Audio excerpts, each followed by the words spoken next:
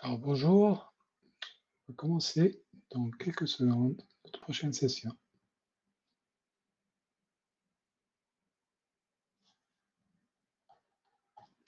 Tant que Yves Mahé nous rejoint.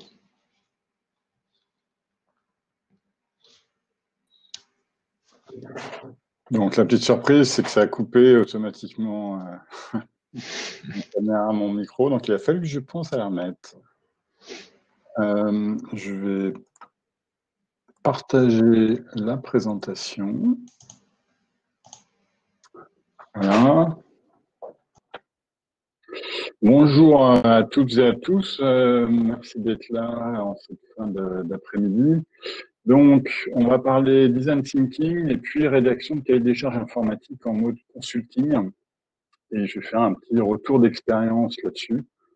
Je vais commencer par me présenter rapidement, parler du besoin, donc pourquoi on crée des cahiers des charges et comment ça se fait de façon classique avec les limites que ça représente. Et puis je vais parler de l'approche que j'ai essayé de mettre en place chez des clients, les avantages que ça peut avoir et puis je dirais les difficultés parce que c'est pas forcément évident pour les clients et puis pour moi de le mettre en place. Ça demande encore un petit peu d'adaptation. Bon, je vais parler rapidement de mon parcours. Moi, j'étais ingénieur en informatique. On a créé une start-up avec des collègues issus de Xerox qui ont été rachetés. J'étais directeur général. Et pendant de nombreuses années, j'ai été ce qu'on appelle Chief Product Officer, donc responsable de produits chez des produits qui sont filiales de Foncia dans le domaine de l'immobilier, Bonitasoft, une start-up. Et depuis 2 ans, en fait, je fais du consulting dans ce qui est effectivement le product management pour principalement, je dirais, des startups technologiques sur Grenoble, Lyon, Paris, mais aussi sur des donneurs d'ordre qui veulent créer des applications informatiques, que ce soit mobile ou web.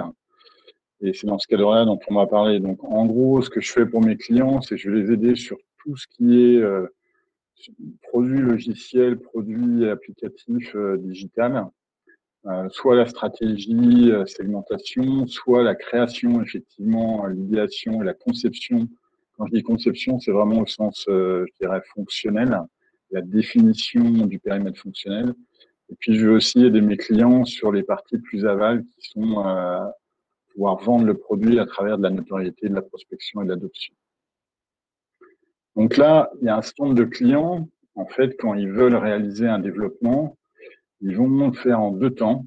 Ils vont d'abord demander à quelqu'un en mode, ce qu'on va dire AMOA, assistance à la maîtrise d'ouvrage, de faire un cahier des charges. Et après ça, ils vont contracter le développement auprès d'une ASN, une entreprise de services numériques.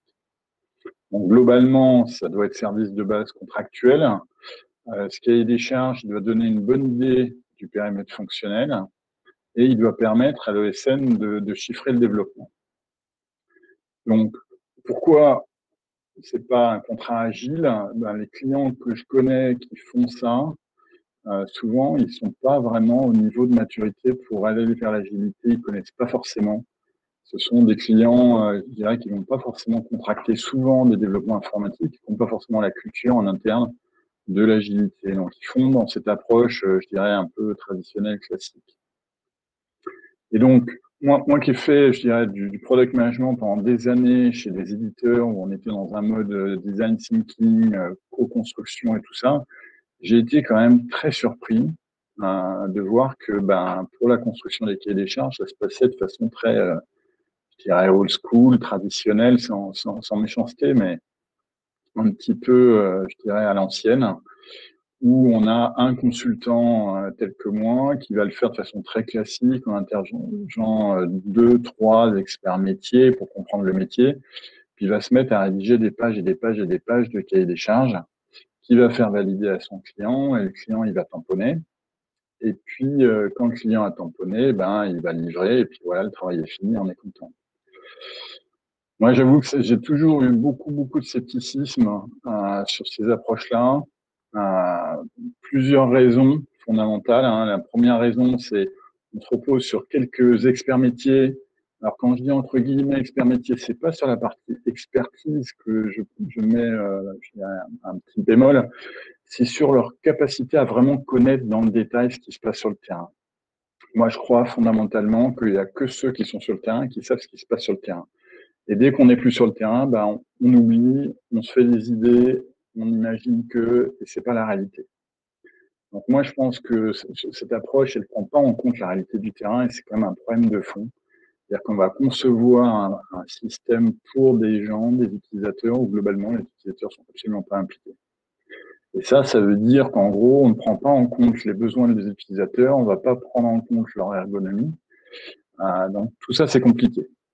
Un autre problème, moi, fondamentalement, je ne crois pas que des utilisateurs métiers soient capables de valider des specs techniques, enfin, tant soit peu techniques, qui sont suffisamment précises pour faire un développement, j'y crois pas. Après des années et des années à avoir travaillé avec des acteurs métiers, des specs papier où on décrit, j'y crois pas. Donc globalement, enfin moi cette approche, j'ai vraiment toujours eu beaucoup de problèmes avec ça, et ça induit tout un tas de risques. C'est-à-dire qu'on croit savoir maîtriser le périmètre.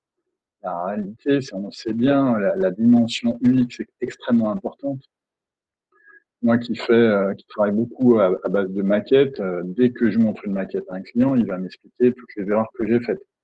Donc, je veux dire, tant qu'un client n'a pas vu une maquette, on est sûr qu'il va y avoir des modifications. J'en ai parlé, la validation des specs, moi, j'y crois pas, pour des acteurs métiers. Et c'est dire qu'il y a encore beaucoup de flou. Et globalement, on a un risque qu'on fasse une application qui n'est pas une bonne expérience utilisateur, parce que les utilisateurs sont pas impliqués. Donc, on va pas prendre dans le détail, dans la finesse de compréhension des utilisateurs. D'où des risques de glissement, parce qu'on va avoir du rework.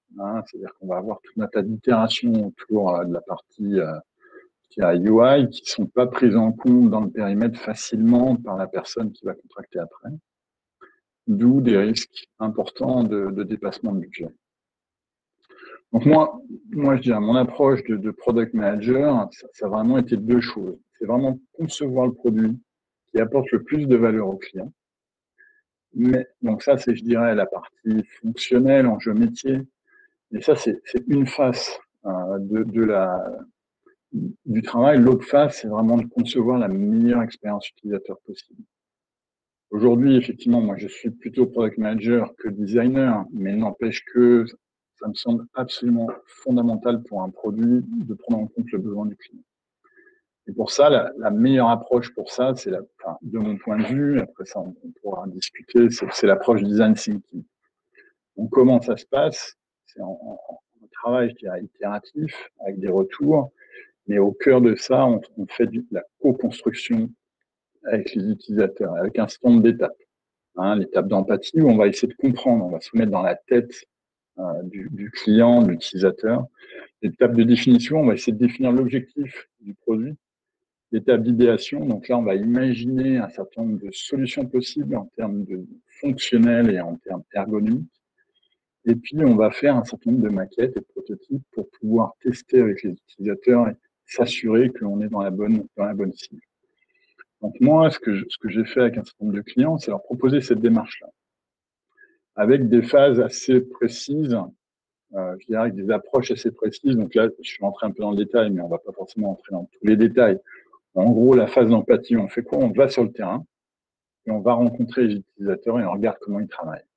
En général, moi, ce que j'aime bien, c'est avoir 5 sites différents, avoir des utilisateurs, des managers, et on regarde au quotidien, on va les observer, on va faire des interviews, on regarde le contexte, on regarde l'environnement, toutes ces choses-là qui me semblent vraiment très importantes pour faire un système. Si les gens sont plus en train de se déplacer, s'ils sont dans des environnements bruyants, s'ils sont dans des open space, c'est important à prendre en compte. Après ça, il y a la deuxième phase, qui est la phase vraiment de définition. C'est-à-dire, qu'est-ce que va faire? Quel est l'objectif, je dirais, du produit, d'un point de vue métier? Et puis, on va, après ça, faire la partie idéation, donc avec des ateliers de co-construction avec les utilisateurs de type story mapping, de type, je dirais, interface 6/1, des choses comme ça. Ce qui va donner une matière très riche pour comprendre, je dirais, quels sont les modèles mentaux qu'utilisent les utilisateurs, quelles sont les informations qui sont importantes, quel est le processus dans lequel ils s'inscrivent et vraiment de comprendre de l'intérieur avec, je dirais, sur le story mapping, l'intérêt aussi, c'est de voir les priorités qu'ils vont mettre entre telle fonctionnalité, telle fonctionnalité. Et puis derrière, on fait du prototypage. Moi, personnellement, j'utilise Balsamiq, donc qui donne vraiment du wireframe très simple. On rentre là vraiment uniquement dans la partie fonctionnelle. Ce qu'on veut, c'est valider le fonctionnel, voir est-ce que les informations parlent, est-ce que le flow fonctionne, est-ce que les gens s'y retrouvent, et d'avoir du feedback très rapidement.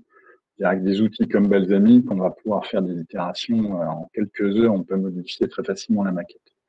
Et après, on la teste avec des utilisateurs de façon plus ou moins formelle. Moi, je suis pas un spécialiste du test utilisateur, mais malgré tout, c'est pas si compliqué que ça à faire. Ce qui permet à la fin, quand même, d'avoir une maquette qui a été faite, qui est en co-construction avec les utilisateurs et qui a été testée.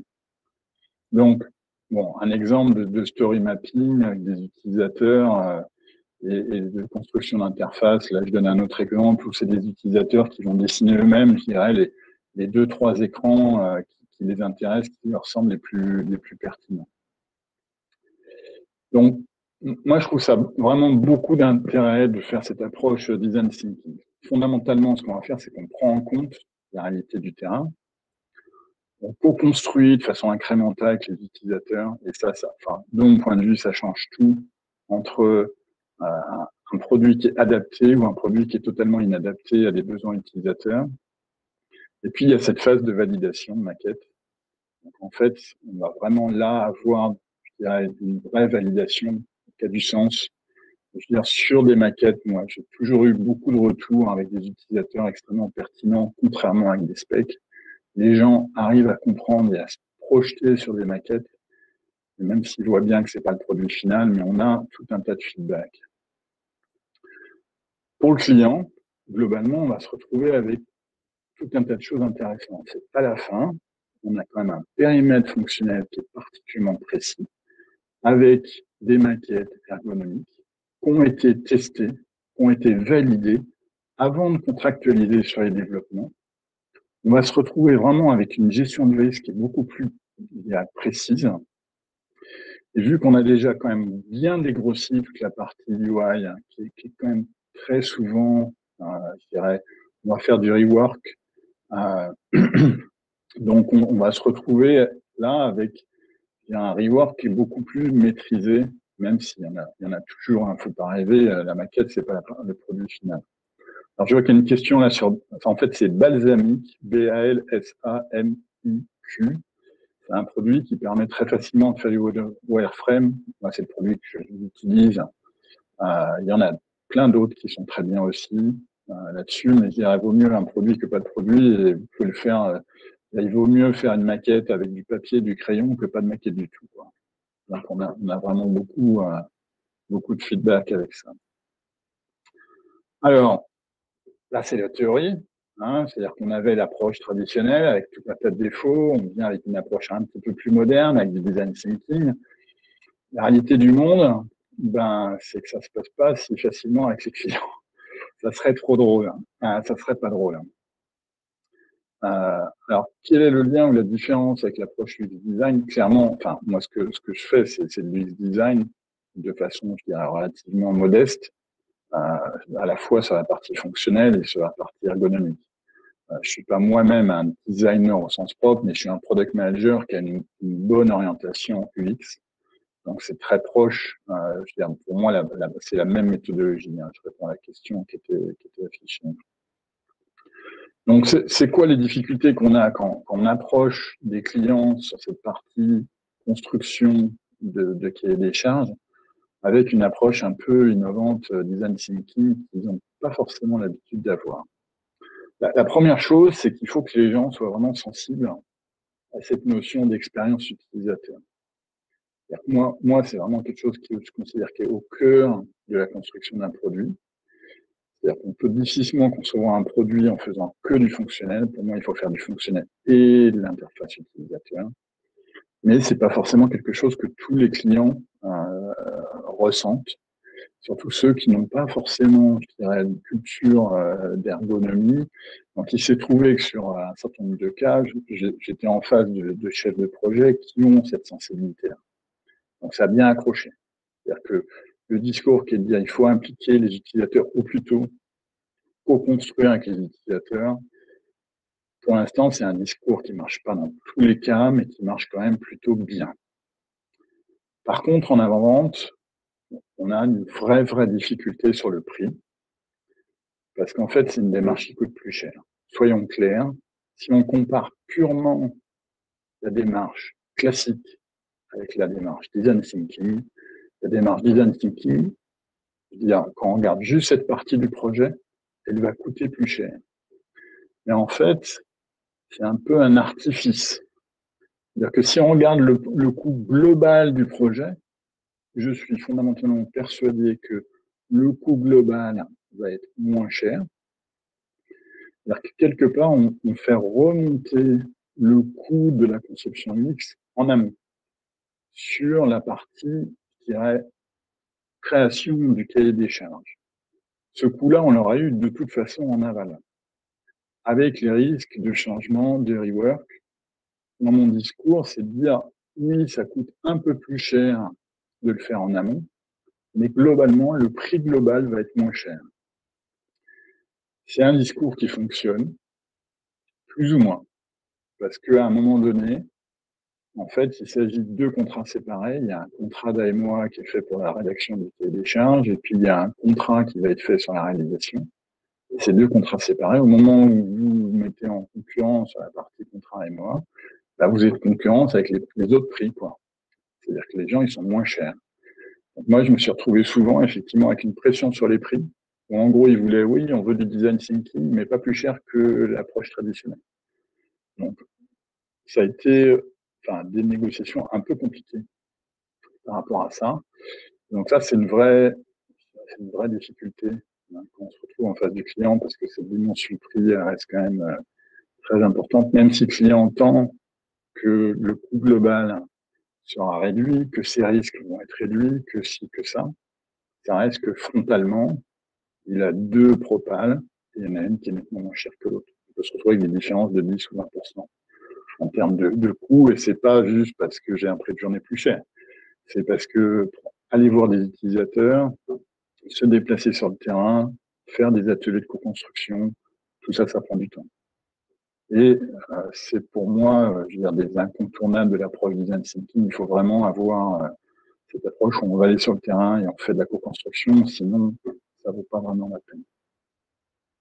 Donc ça, c'est une vraie difficulté, c'est d'arriver à que le client accepte que ça soit un peu plus cher que l'approche traditionnelle. Après ça, il y a une deuxième difficulté qui est, même si en théorie, ils sont d'accord sur l'approche, même si en théorie, ils pensent que c'est une bonne idée de travailler avec les utilisateurs, en pratique, c'est toujours compliqué, voire très compliqué d'avoir accès aux utilisateurs. En termes de temps et en termes d'accès, on a toujours autre chose à faire. C'est rarement le projet le plus important. Et souvent, on va nous dire, oui, mais il suffit que vous travaillez avec 2-3 experts métiers, alors que non, moi, je veux travailler avec des utilisateurs qui sont sur le terrain, les vrais utilisateurs qui sont les vrais utilisateurs du produit. Surtout sur les ateliers de co-construction, c'est des ateliers qui vont prendre une bonne journée. Donc, ça veut dire, on va bloquer un certain nombre d'utilisateurs pour une journée. C'est pas forcément, je dirais, prévu. Ça n'a pas forcément été planifié, même si on en a parlé avant. Et quand il s'agit de le faire, eh ben, je me suis trouvé avec des difficultés où les gens essayaient de dire non, mais finalement, on n'en a peut-être pas forcément besoin, quoi. Alors que pour moi, c'est un élément, je dirais, incontournable de cette partie-là. Il y a un élément aussi qui est un peu compliqué, je dirais, politiquement. C'est que moi, je pense que des fois, le management pense savoir comment fonctionnent les utilisateurs. Mais la réalité, c'est que c'est pas vrai. C'est-à-dire, c'est pour ça que j'ai besoin d'aller sur le terrain et de travailler avec les utilisateurs sur le terrain. c'est que la réalité du management, c'est pas la réalité des utilisateurs. Il y a toujours des deltas, il y a toujours des raccourcis qui sont faits, des façons de fonctionner qui sont pas exactement comme imagine le management. Il y a toujours une autonomie au niveau du collaborateur sur la façon dont il travaille. Et là, des fois, on se retrouve avec des gens qui pensent savoir, et comme c'est les managers de la société, ils vont dire, mais non, mais on n'a pas besoin d'aller voir l'utilisateur, je sais. Donc ça a été vraiment, je dirais, un axe qui est assez compliqué parce que politiquement, c'est un petit peu difficile. Donc, moi, je dirais, les leçons que je retiens, c'est vraiment l'importance de vendre la valeur au niveau de l'avant-vente pour essayer vraiment que les gens comprennent pourquoi c'est plus cher, parce qu'il y a vraiment une valeur qui est plus importante. Mettre derrière des éléments, on ne va pas être capable de quantifier le risque très, très précisément, mais l'idée, c'est de mettre derrière des éléments qui vont permettre, je veux dire, aux clients, aux donneurs d'ordre, vraiment de comprendre le risque qu'il prend à ne pas le faire. Le risque et les surcoûts potentiels. L'autre chose, en termes de bornage du besoin, c'est vraiment de quantifier vraiment très précisément. Ça, c'est des choses que j'ai peut-être pas bien fait dans le passé. C'est de donner une indication très forte sur, voilà, j'ai besoin de tant d'utilisateurs pendant tant de temps. Et c'est des éléments qui vont être importants et d'avoir un engagement ferme, du client par rapport à ça. Parce que clairement, j'avais cru avoir un engagement clair et puis je me suis retrouvé avec des difficultés. Donc c'est loin d'être aussi simple que ça. Voilà, j'ai peut-être été un petit peu rapide, mais c'était vraiment, enfin, ce que je voulais, c'était partager cette envie de dire, on peut faire la construction de cahiers des charges qui soient des maquettes avec de la documentation autour de la maquette, autrement que ce qu'on fait traditionnellement, où on a des tas de specs qui viennent d'acteurs, de quelques acteurs métiers, où on a vraiment impliqué les utilisateurs, et ça dans une démarche de consultant. Moi, c'est quelque chose que je pousse, auquel je crois fondamentalement, c'est d'intégrer les utilisateurs dans la démarche.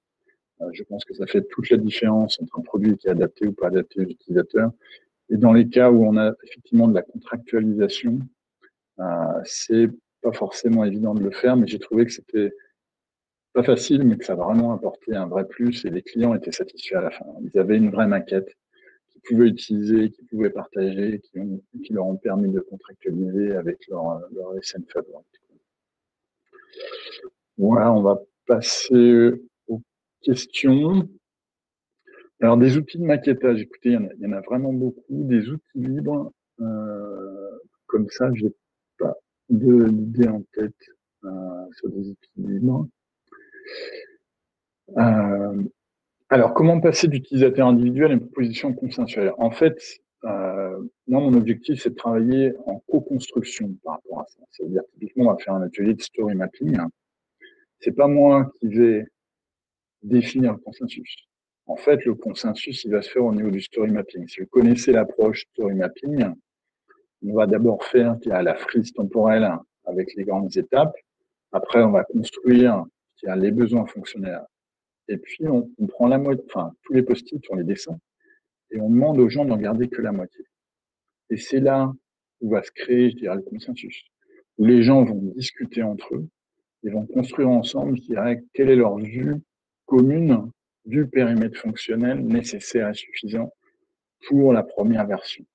Et c'est vraiment, je dirais, pour moi, vraiment le côté le plus intéressant de ces ateliers story mapping, c'est ce travail qui force les différents utilisateurs à discuter entre eux. Moi, je suis là pour modérer, pour animer, mais fondamentalement, c'est à eux de décider qu'est-ce qui est plus important que quoi. Moi, je suis pas un acteur métier, je suis un acteur qui va faciliter la démarche, mais eux vont construire l'approche consensuelle. Alors, ça bouge un peu. Est-ce qu'on a une idée du gain financier que permet la démarche? Non, j'ai pas un vrai ROI. Clairement, aujourd'hui, je l'ai pas calculé. Maintenant, je dirais, je ne sais pas si vous avez déjà travaillé sur des interfaces utilisateurs, mais ce qui est clair, c'est qu'il y a toujours des rework. L'avantage de faire des maquettes, c'est que des maquettes, on va le faire beaucoup plus vite que du développement. Donc, on va pouvoir valider les choses beaucoup plus vite. Et quand on passe sur la phase de développement, on a une maquette active où, je dirais, 80% est déjà validé. Ça va pas faire 100%. Mais fondamentalement, moi, je crois vraiment ce ROI, il se fait là, au niveau, je dirais, du rework et au niveau du risque de glissement, de modification, on n'est pas d'accord. Là, on va avoir un cahier des charges qui est quelque part actif, qui est la maquette, qui est la moitié du cahier des charges, puis une partie documentation fonctionnelle qui appuie la maquette sur les règles métiers, sur tout un tas de choses qu'on ne peut pas documenter dans une maquette. Si les utilisateurs sont extérieurs à l'entreprise, le raisonnement est le même et c'est encore plus compliqué pour les mobiliser. Je suis entièrement d'accord. Ça, c'est une vraie difficulté. C'est qu'on va vraiment, je dirais, multiplier.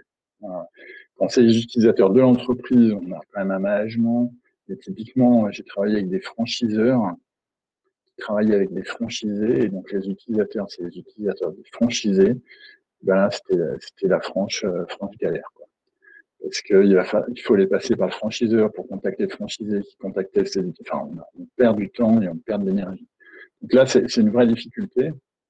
Et en même temps, je dirais, je pense que il faut se battre contre cette difficulté parce que c'est vraiment un plus. Enfin, moi, je vois une différence, enfin, tout ou rien. C'est-à-dire quand vous voyez ce que les gens mettent, puis on se fait forcément, suite aux enquêtes terrain, on se fait son idée sur ce que devrait être le système. Puis quand on fait du story mapping après, on se dit tiens, ouais, ça je l'avais pas vu, ben ça j'y avais pas pensé. Ben voilà, on apprend. Jusqu'à quel niveau doit aller la rédaction du cahier des charges? Donc, pour moi, je dirais il y a la moitié qui est la maquette et il y a la moitié qui est quand même un document fonctionnel qui va décrire un certain nombre de choses. Il y a aussi des fonctionnalités, enfin ce qu'on appelle des requirements non fonctionnels en termes de montée en charge, en termes de temps de réponse, en termes de tout ça. Donc la maquette se suffit pas à elle-même. Par contre, ça reste, je dirais le cœur. C'est quand même là-dessus que le client va avoir le plus de réactions et le plus de retours. Donc, je pense que c'est quand même un élément qui est important. Après ça, moi, souvent, je ne suis pas forcément intégré dans la suite. Donc, en général, on me demande, enfin, mon travail s'arrête au niveau de la maquette et de la livraison du cahier des charges et ces choses-là. Après ça, comment ils vont contractualiser derrière avec le SN, j'ai pas beaucoup de retours là-dessus. Alors, en tant que client, est-ce que j'ai intérêt à rédiger mes futurs cahiers des charges en m'appuyant sur le design thinking? Moi, j'ai envie de dire oui. Enfin, essayer d'impliquer les utilisateurs et de faire des maquettes avant, c'est un élément extrêmement utile pour comprendre les besoins des clients, faire des ateliers de co-construction avec les clients, du story mapping. Vous allez avoir une matière beaucoup plus riche et de faire des choix. La difficulté quand on fait du product management, c'est de prioriser. Je veux dire, le story mapping va nous permettre de prioriser avec les utilisateurs. Et ça, c'est énorme, parce qu'il y a plein de trucs, on se dit, tiens, est-ce qu'il faudrait le faire, est-ce qu'il ne faut pas le faire? Là, on va prendre les décisions. On va dire, non, ça en fait pas partie. Ça en fait partie. Et donc ça, moi, je pense que c'est beaucoup l'approche. Je prends la dernière question qui est là.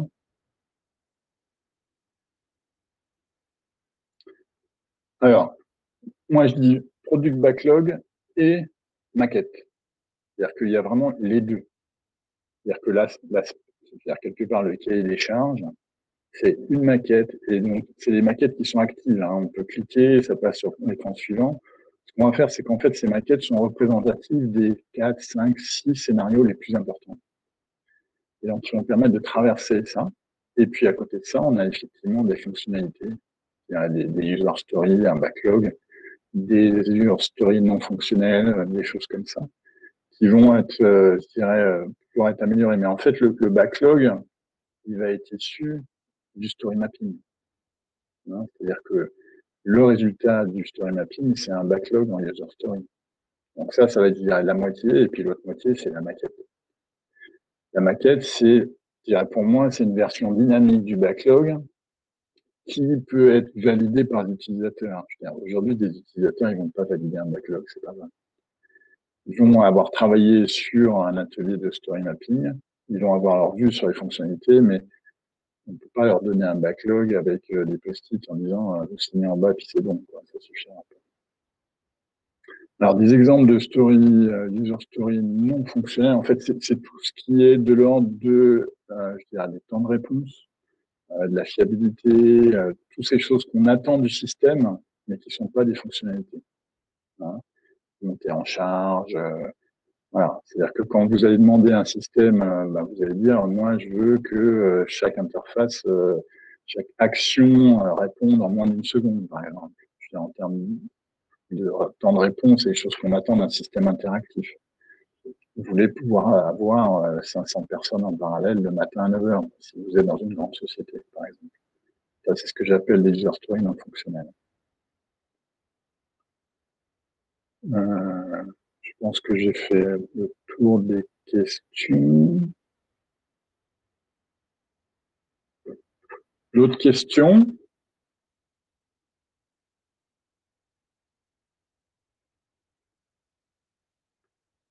Donc, si vous voulez rester en contact, n'hésitez pas, je suis sur LinkedIn, Twitter et toutes sortes de choses. Et il y a le ROTI, donc AG20-036, pour mettre du feedback sur cette présentation rapide et efficace. Merci Paganon sur le retour en live, j'apprécie. Et puis, si vous voulez discuter, pas de souci, on papote sur LinkedIn ou sur le site.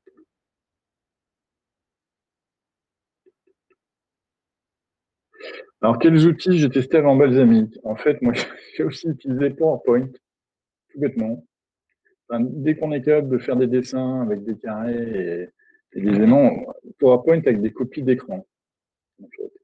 Typiquement, si vous êtes sur un truc où vous pouvez copier des éléments graphiques, c'est pas aussi efficace qu'un Balsamiq, parce qu'en fait, le gros avantage de Balsamiq, c'est qu'ils ont déjà toutes les widgets de UI, ils ont la page web, ils ont un certain nombre de choses comme ça. Le lien requis sur le chat. Alors, on peut essayer. Le lien, je viens de le partager. Il est sur le chat. Super. Je sais pas si tout le monde a accès ou pas. C'est super.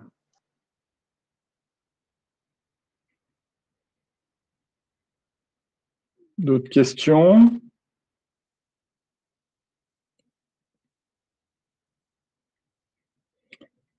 On va peut-être s'arrêter là, Mourou, si tu t'en penses. Écoute, merci. Merci. Avec plaisir. Ouais, j'arrête. Attends, il y a une dernière question. Hein. Ah. Est-ce que j'ajoute les personnages sur le story mapping? Ça, c'est une question un peu pointue. J'ai tendance à dire non dans un premier temps. Je dirais que des utilisateurs, au départ, je ne vais pas forcément rentrer dans le détail des personas. Il faudrait faire un travail en amont avec les utilisateurs sur les personas. Donc, je dirais, a priori, je vais dire non sur les personas. Je vais pas forcément faire un travail sur les personas dans le story mapping, même si moi, de mon côté, j'essaie quand même d'en créer des personas et d'avoir une bonne idée derrière des différentes personas qui vont être impliquées. Parce que ça va être important sur la suite, en particulier sur la maquette. On a potentiellement des morceaux de maquette qui sont différents. Je veux dire, l'exemple hyper classique, c'est on a une persona admin et on a une persona user. Ils n'auront pas les mêmes scénarios. Donc, on a potentiellement une partie de la maquette admin et une partie de la maquette user. Et ces deux maquettes qui sont indépendantes potentiellement.